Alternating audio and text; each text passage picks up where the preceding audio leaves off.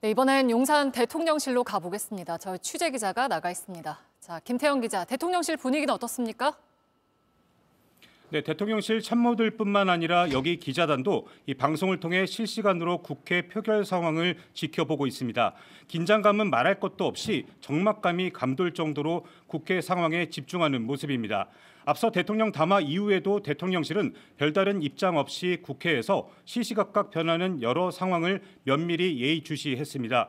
특히 탄핵의 키를 쥐고 있는 여당이 일단은 탄핵안 부결을 당론으로 정했지만 혹시나 모를 기류 변화에 촉각을 곤두세우며 당과 긴밀히 연락을 주고받은 것으로 전해집니다. 예단하긴 어렵지만 어제 윤 대통령과 여당 지도부의 이딴 회동으로 접점을 찾았고 오늘 대통령 담화를 계기로 조심스럽지만 부결 쪽에 좀 더 힘이 실리지 않겠냐 기대하는 분위기도 감지됩니다. 네, 윤 대통령의 담화가 물론 조짐이 없었던 건 아니지만 사실 전격적으로 이루어졌습니다. 근데 내용은 간단했죠? 네, 오늘 오전 10시였습니다. 윤 대통령이 계엄령 선포와 해제 발표 이후 사흘 만이었습니다. 담화는 1분 51초 길이의 11문장 분량입니다. 비상계엄을 선포한 이유에 대해 국정 최고 책임자인 대통령으로서 절박함에서 비롯됐다며 많이 놀라셨을 국민 여러분께 진심으로 사과드린다고 말했습니다. 이어서 법적, 정치적 책임 문제를 회피하지 않겠다면서 향후 거취에 대해선 임기를 포함해 앞으로 전국 안정 방안은 우리 당, 그러니까 여당에 일임하겠다고 밝혔습니다. 네, 갑작스럽게 담화가 이루어진 이유를 뭐라고 볼 수 있을까요? 대통령실에선 담화를 하게 된 이유에 대해 별도의 설명은 없었습니다.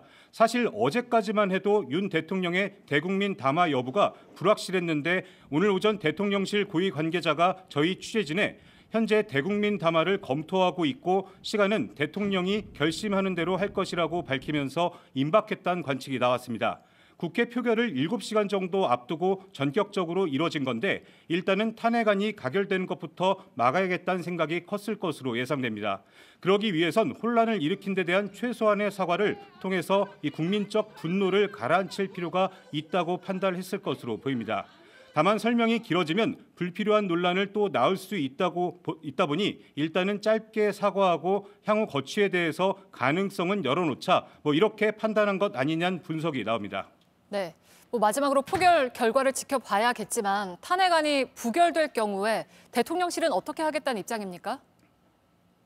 네, 우선 대통령이든 대통령실이든 추가로 입장을 내진 않겠다는 계획입니다.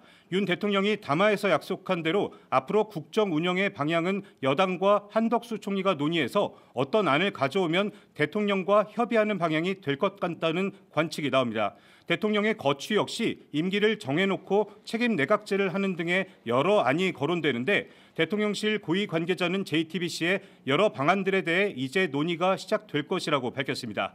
지금까지 용산 대통령실에서 JTBC 김태영입니다.